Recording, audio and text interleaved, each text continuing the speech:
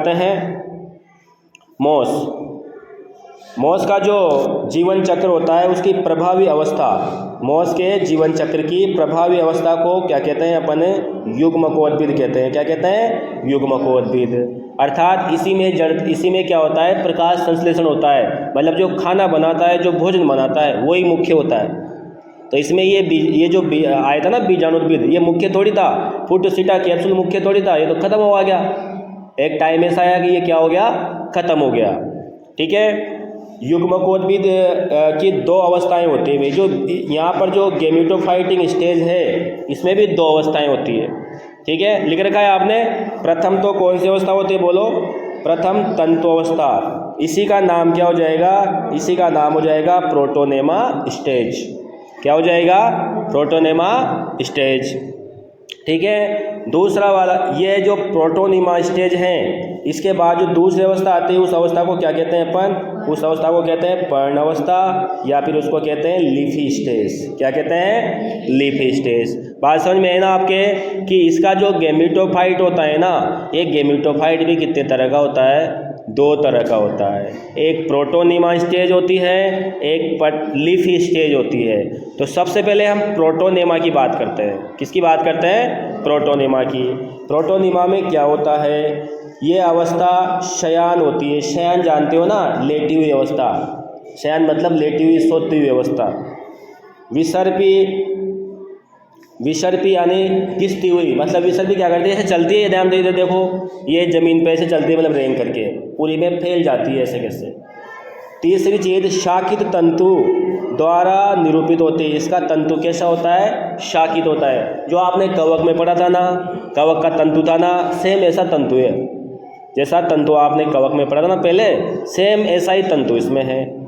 तो ये दो तरह की अवस्था हो जाती है, एक युग्मकोद्भिद की प्रोटोनेमा स्टेज और लीफी स्टेज। तो सबसे पहले बात करते हैं प्रोटोनेमा की, कि यह अवस्था श्यान होती है, विसर्पी होती है, शाकित तंतु द्वारा क्या होती है? निरूपित होती है। इसका निर्माण बीजाणु के अंकुरण से होता है। ध्यान देना, तो स्पोरोफाइट से जो बीजाणु बनेंगे ना बाद में, उन बीजाणुओं के अंकुरण से जो पहली अवस्था बनती है, उस पहली अवस्था का क्या नाम है? प्रोटोनेमा।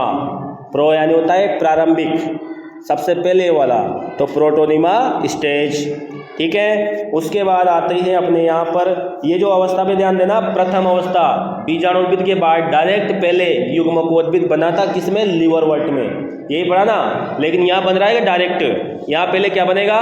प्रोटोनेमा बनेगा। उसके बाद क्या बनेगी? लीफी स्टेज बनेगी। मैंने पहले पत्ती के जैसे तंतु बनेंगे, पत्ती के जैसे तंतु बनने के बाद क्या बनेगा? यहाँ पर एक पत्ती जैसी संरचना बनेगी, इसको लीफी स्टेज कहते हैं। पत्तियाँ नहीं बनती, लीफी स्टेज बोलेंगे। आगे जो लीफी स्टेज है उसकी बात करते हैं। तो लीफी स्टेज में क्या होगा कि लीफी स्टेज जो है, इसमें इस अवस्था में पादपकाय और क्या होता है? उर्दू। कैसा होता है? उर्दू जानते हो क्या? उर्दू मतलब सीधा खड़ा हुआ। पहले तो पड़ा हुआ था, पहले तो मतलब सो रहा था, प्रोटोनेमा में सो रहा था, ऐसे सो रहा था। ठीक है। और जो अब वाली स्टेज है उसमें क्या हो जाएगा? सीधा खड़ा हो जाएगा, यानी पौधे के जैसा हो जाएगा। पहले किसके जैसा? पड़ा हुआ घास के जैसा था। तो पहली वाली स्टेज थी प्रोटोनेमा। इस अवस्था में पादप, इस अवस्था में जो पादप होता है, ठीक है, इस अवस्था में जो पादप होता है वो देखो कैसा होगा? पादप काय बेलनाकार होगा, फिर पत्तियों से युक्त होगा। आपकी किताब में एक चित्र बना हुआ है ना, वो फूटसीटा कैप्सूल वाला, उसके नीचे का भाग देखो, है ना? फूटसीटा कैप्सूल के नीचे का भाग देखो। हाँ, ये इसमें पत्तियाँ दिख रही है ना आपको, इसी को लीफी स्टेज बोलते हैं बेटा। क्या बोलते हैं? Leafy stage. ये पत्तियाँ लीफी स्टेज की है। अक्ष के चारों ओर पत्तियाँ देखो, एक बीच ऐसे अक्ष है ना, बीच में ऐसे यूँ, उसके चारों ओर पत्तियाँ हैं। मैंने आपको डायग्राम भी बताया था, देखो ये कल भी बताया था। इस तरीके से ये अक्ष है भाई, इस अक्ष के इधर पत्ती, इधर पत्ती, इधर पत्ती, ऐसे है ना, ऐसे पत्तियाँ निकल रहा है। इस तरीके से ये स्ट्रक्चर निकल रहा है। बताओ, ये ना प्रोटोनेमा, और यहाँ पे राइजोम वगैरह। ये वाली जो स्टेज है, ये वाली स्टेज को बोलते हैं लीफी स्टेज। क्या बोलते हैं? Leafy stage. ठीक है। इसमें पत्ती जैसी रचनाएं हैं। इसके पहले आती है प्रोटोनेमा, जो ऐसी होती है, तंतु की जैसी ऐसी होती है तंतु। ये स्टेज है प्रोटोनेमा। समझ जाओगे ना? ठीक है, चलो। तो इसके जो पर्नियल अवस्था होती है, लीफ स्टेज होती है, इसके क्या होता है चारों तरफ, है ना, जो लीफ स्टेज होती है उस लीफ स्टेज की बात कर रहे हैं, ठीक है। जैसे आप इस डायग्राम को देखिए सभी, हाँ भैया डायग्राम देखो, एक सेकंड आपको स्टेज भी बता ही देता हूँ मैं, प्रोटोनिमा स्टेज, ये सभी देखना इधर, आप लोग भी देखो, आपको भी दिखा रहा हूँ कि यहाँ से ये जो मोस का लाइफ साइकिल है, इस लाइफ साइकिल में आप देखना कि सबसे पहले यहाँ पर ये तो लीफी स्टेज है ना, ये तो कौन सी स्टेज है, लीफी स्टेज, ठीक है, पत्ते जैसे दिख रहे हैं तुमको सबको, लीफी स्टेज, इसको क्या बोलेंगे, लीफी स्टेज। इसके पहले जो स्टेज बनती है देखो, ये वाली स्टेज जहाँ पे लिखा हुआ है प्रोटोनिमा, क्या लिखा हुआ है, प्रोटोनिमा। तो ये ऊपर वाली जो स्टेज है ये, अब ये इधर से थोड़ा सा इसको देखना आप लोगों की बात, ये इस तरह से स्ट्रक्चर होता है, यहाँ पर स्पोर बन रहे हैं, क्या बन रहे हैं, स्पोरोफाइट में बन रहे हैं। लेकिन इससे पहले तो सबसे इसके बाद ये जो यहाँ पर दिख रहा है आप लोगों को, ये है ना, ये वाला जो है ये क्या है, जर्मिनेटिंग स्पोर, मतलब जो अंकुरित होता हुआ स्पोर है। स्पोर के अंकुरण से क्या बनेगी, ये प्रोटोनिमा स्टेज बनेगी, ये पहली गैमेटोफाइट की पहली अवस्था। इसके बाद इसकी पत्ती जैसी अवस्था बनेगी, क्या बनेगी, पत्ती जैसी अवस्था, बन गई पत्ती जैसी अवस्था। फिर पत्ती जैसी अवस्था में क्या बनेंगे, पत्ती जैसी अवस्था में ये जो भाग है ना, बीच वाला जो पत्तियों का भाग, ये पत्ती नहीं है, इसमें पुष्प सब है भाई, इसमें आप सोच रहे हो पत्ती हो, इसमें सारी चीज़ें हैं। इसमें आगे क्या होगा देखो, इसमें स्पर्म बनेंगे, क्या बनेंगे, स्पर्म बनेंगे, जो एंथ्रीडियम में बनेंगे। अब दो पार्ट इसके देखना, यहाँ से इसके भी दो पार्ट है, एक बार आप देखना अच्छे से। ये वाला भाग तो एंथ्रीडिया है, इसी पत्ती में जो पत्ती जैसी संरचना है ना, इसी में एंथ्रीडियम बन रहा है। किसकी बात कर रहा हूँ मैं, मोस की। इसी में आगे देखोगे, इसी में आप आगे देखोगे, थोड़ा छोटा करके देखना, ये वाला पार्ट इसी में यहाँ पर ये वाला जो भाग है, ये थोड़ा सा इसको, ये दिख रहा है ना आपको, इसको बोलते हैं आर्किगोनियम। क्या कहते हैं, आर्किगोनियम। तो यहाँ से आगे क्या होगा कि इस वाली संरचना के अंदर, ये इस वाली संरचना के अंदर एंथ्रीडियम के अंदर, ठीक है, तो मैंने कहा थोड़ा मिस्टेक वाला ले लिया, ठीक है ना। तो ये संरचनाएं बनती है, तो ये सारी चीज़ें मिल करके क्या करेगी, आगे जा करके इसमें निषेचन होगा, और निषेचन होगी, इसका लाइफ साइकिल बाद में अलग से बताऊंगा मैं आपको भी, अभी तो केवल बता रहा हूँ। तो आपको ये पता लग गया ना, दो स्टेज होती है, एक तो पत्ती जैसी होती है और एक कौन सी होती है, दूसरी। तो इस तरीके की स्टेज वगैरह आपको याद रखनी है।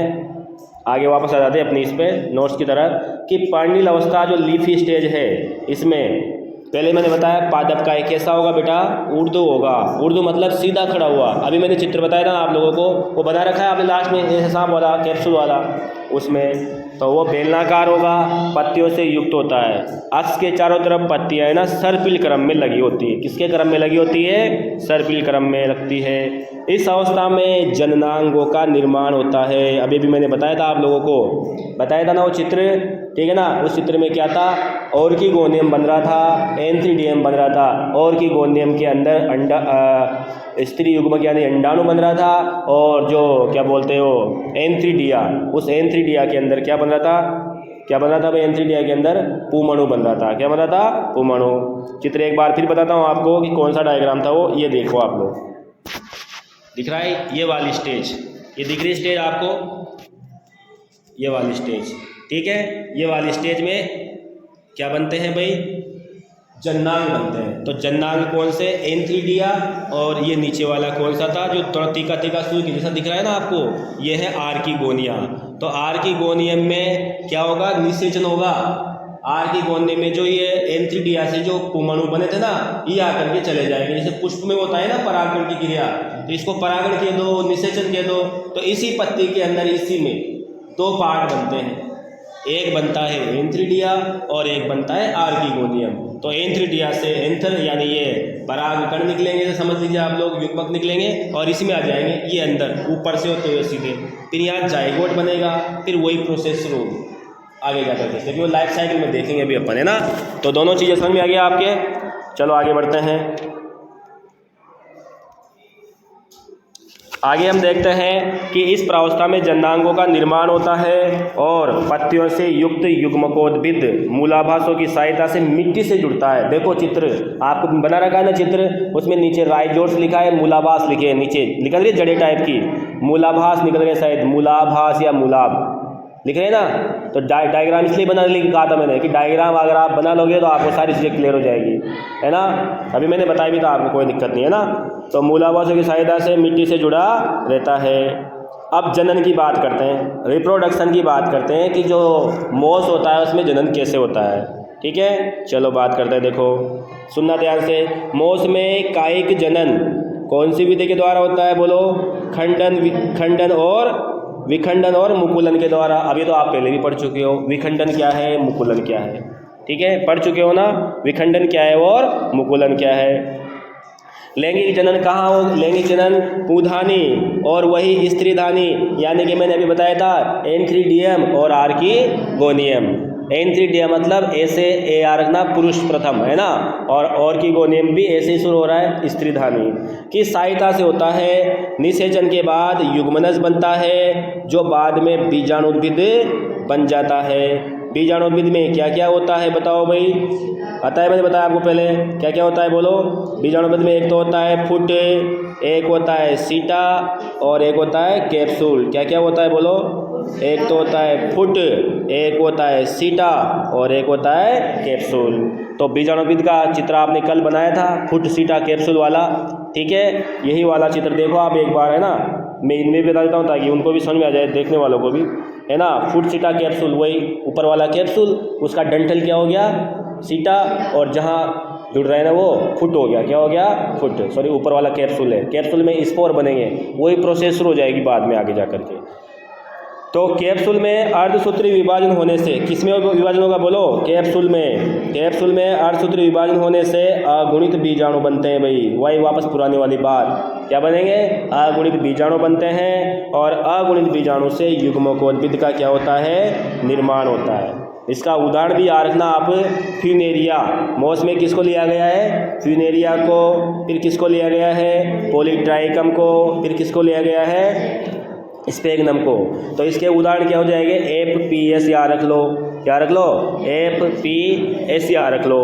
ठीक है ना। एक बार और देख लेना आप लोग, इसका लाइफ साइकिल जो है, फिर से एक बार रिपीट करा देता हूँ क्या क्या होता है। देखो इसके जीवन चक्र में, इसके जीवन चक्र में सबसे 2 प्रकार की अवस्थाएं आती है। कितने प्रकार की अवस्था आती है? मोस के जीवन चक्र में 2 प्रकार की अवस्थाएं आती है। पहली अवस्था तो याद रखना, गेमेटोफाइट अवस्था, यानी कि जो आदि अवस्था है, ये कौन सी अवस्था आती है? गेमेटोफाइट, जिसमें क्या क्या बनता है? प्रोटोनिमा बनता है। क्या बनता है? प्रोटोनिमा। और प्रोटोनिमा के बाद लीफी स्टेज बनती है। तो सबसे पहले क्या होगा? जो स्पोर होगा, बीजाणु होगा, उसका क्या होगा? जर्मिनेशन होगा, अर्थात अंकुरण होगा। क्या होगा? अंकुरण। उस अंकुरण के बाद गेमेटोफाइट बनेगा। क्या बनेगा? गेमेटोफाइट बन रहा है। गेमेटोफाइट, तो गेमेटोफाइट में क्या क्या होगा वो देखना। गेमेटोफाइट एक पत्ती जैसी प्रारंभिक संरचना होगी। उसमें 2 चीज़ें होती है, एक तो होता है राइजोट्स, सिर्फ राइजोट्स बनते हैं। क्या बनते हैं? राइजोट्स, और कुछ नहीं बनता। और मैंने आपको बताया ना, कवक जैसी पत्ती जैसी हल्की फुल्की छोटी छोटी पत्तियाँ निकलती है, बिल्कुल छोटी छोटी पत्तियाँ बन जाती है, बड़ी पत्ती नहीं बनती, छोटी पत्ती। ठीक है, तो छोटी पत्ती बनती। इसके बाद जो अवस्था आती है, उस अवस्था को कौन सी अवस्था बोलते हैं? फिर अपन लीफी स्टेज, पर्णिल अवस्था, जो हरे कलर की बन रही है चित्र में, है ना, पर्णिल अवस्था। इस पर्णिल अवस्था में मैंने आपको बताया कि इसमें क्या होता है। एक ऐसी होती है कि भाई ये सीधी खड़ी होती है, बेलनाकार होती है, इस पर पत्तियाँ अक्ष पे लगी रहती है। इसमें एक अक्ष होता है, उसके ऊपर पत्तियाँ लगी हुई है। क्या क्या बनता है? इसके 2 पार्ट है भाई। इसमें जननांग बनते हैं। एक जननांग तो बनता है एंथ्रीडिया, और एक जननांग कौन सा बनता है भाई यहाँ पर? आर्कीगोनियम। तो एंथ्रीडियम और ऑर्कीगोनियम, इसको एंथ्रीडिया को क्या कहते हैं बताओ हिंदी में? एंथ्रीडिया को क्या कहते हैं? हाँ, पुधानी। क्या कहते हैं? पुधानी। एंथ्रीडिया को बोलते हैं पुधानी। पुधानी में क्या बनते हैं? पुमणु बनते हैं। फिर दूसरी वाली कौन सी है? ऑर्कीगोनियम। इसका मतलब होता है स्त्रीधानी। इसमें क्या बनते हैं? स्त्रीधानी में क्या बनते हैं? स्त्रीधानी में बनते हैं स्त्री युग्मक, यानी अंडाणु। एग बोल दो, अंडा बोल दो, क्या बोल दो? अंडा बोल दो। ठीक है, इस तरह से जब ये दोनों बन गए तो इन्हीं में आपस में, इन्हीं के अंदर, पर पानी में होता है ये सब। कहाँ होता है? पानी में। तो उधर से निकलेंगे क्या, यहाँ से यानी एंथीडियम से क्या निकलेंगे, स्पर्म, या स्पर्म बोल रखा है यानी शुक्राणु बोल रखा है। तो यहाँ से स्पर्म निकले, किस में चले गए, आर की गोंदे में चले गए। उदानी से निकले स्त्रीदानी में चले गए। ठीक है, स्त्रीदानी में चले गए तो स्त्रीदानी में क्या होगा बोलो, स्त्रीदानी में इन दोनों का निषेचन होगा। क्या होगा, निषेचन, जिससे क्या बनेगा बोलो, जायगोट बनेगा। ये लिख रखा है आगे, जायगोट से क्या बनेगा, जायगोट से फिर बनेगा वापस से स्पोरोफाइट।